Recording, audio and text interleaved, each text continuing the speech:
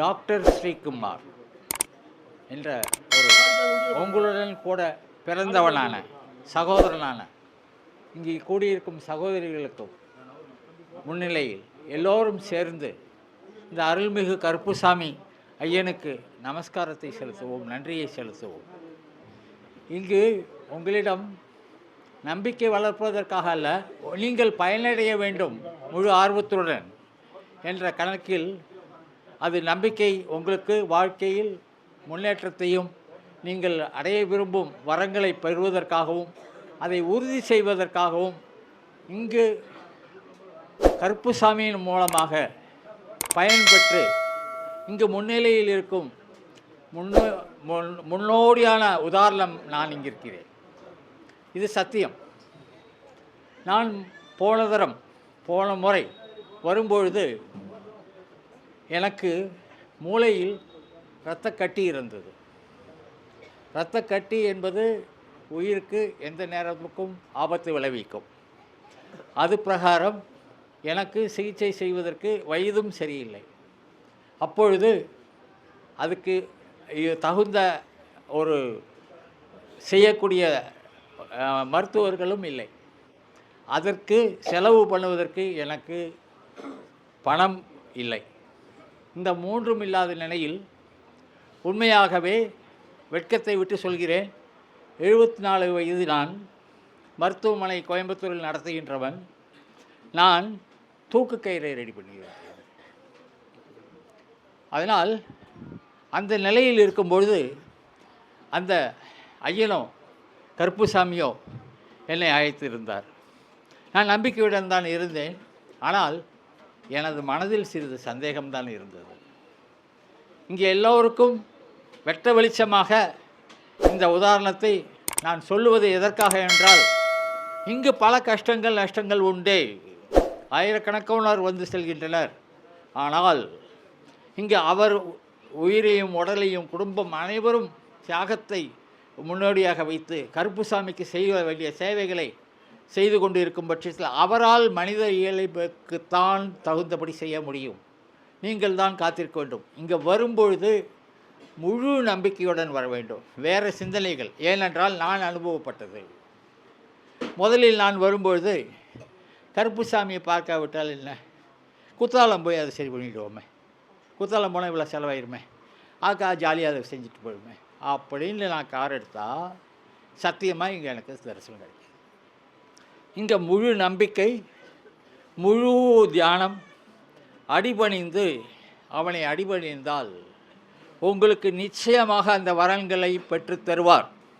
கிடைக்கும், கிட்டும் நிச்சயமாக. நீ ஏழை அல்ல, பாழை அல்ல, நீ பணக்காரன் அல்ல, நீ வயதானவன் அல்ல, நீ பெண் அல்ல, ஆண் அல்ல. இங்கே யாரும் எல்லோரும் சமமே.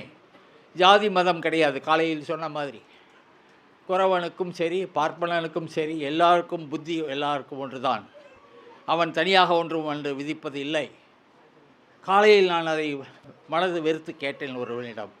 அதனால் சொல்கின்றேன். அதனால் நீங்கள் எல்லாமும் சமம்தான், யாரும் பணக்காரன் அல்ல.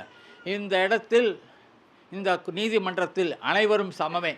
கேட்பதற்கு உங்களுக்கு ஆசை இருந்து நம்பிக்கை இருந்து சரணாகதி அடைந்து கேட்டால் கண்டிப்பாக உங்களுக்கு கிட்டும், வேண்டிய அளவுக்கு கிட்டும். நான் இப்படி போயிருக்கிறப்போ இவர் வந்து பார்த்தேன், வந்து தரிசனம் கொடுத்தார். அப்பொழுது எனக்கே சம்பந்தம் இல்லாமல் நானே எதிர்பார்க்காத அளவுக்கு, உனக்கு ஆப்ரேஷன் மூளையில், நடுங்கிட்டேன். மூளையில் ஆப்ரேஷனா எப்படி இவருக்கு தெரியும்? அதுக்கேற்ற பணமும் தந்துடுறேன், போ, காப்பாற்றி தரேன் போ. நான் வெளவெளுத்து போனேன். வீடு திரும்பியவுடன் தூக்கு கயிறு மாட்டுவதா இல்லாவிட்டால் சாமி செய்யபடி செய்வதா, எது நடக்கும் அப்படி என்கும்போது எனக்கு பட்ட அனுபவத்தில் அந்த தூக்கு கயிறு எண்ணங்கள் கைவிட்டது. யாரோ எனக்கு உதவுவார்கள் என்ற நம்பிக்கை பிறந்தது. இவருடைய எண்ணங்களோ இவருடைய உருவமோ அந்த கருப்புசாமி ஐயனோ என் மனதில் தான் நின்றார்கள். அந்த நம்பிக்கையுடன் சிறிது சிறிதாக நான் வெளியே வந்தேன். தைரியத்தை கொணர்ந்தேன், நம்பிக்கையை ஏற்படுத்தி கொண்டேன். அன்று பணம் இல்லை, உடம்பு, என்னுடைய மகன், மகள் அத்தனை பேரும் வெளிநாட்டில் இருக்கிறார்கள். யாருக்கும் தெரியாது. சொல்லக்கூடாது என்று சொல்லிவிட்டேன். ஏனென்றால் நான் தற்கொலைக்கு தயாராக இருந்தேன். எப்படி அது, என்ன இது அப்படி கேட்கும்பொழுது அங்கே இருக்கின்றாரே அவர் சொல்கின்றார், அன்னைக்கு ஐயன் ஃபோனில் யார்கிட்ட பேசிக்கொண்டிருந்தார். என்னை பற்றி யார்கிட்ட பேசினார், அவர்கிட்ட எங்கே நம்பர் இருக்குது தெரியல. அது யார்கிட்ட பேசினார் அது என்னன்னு தெரியாது. வாசலில் பார்த்தால் மகன் நிற்கின்றான். அவனுக்கு லீவு கிடைப்பது கஷ்டம். 7ஆம் தேதி செப்டம்பர் மகன் நிற்கின்றான்.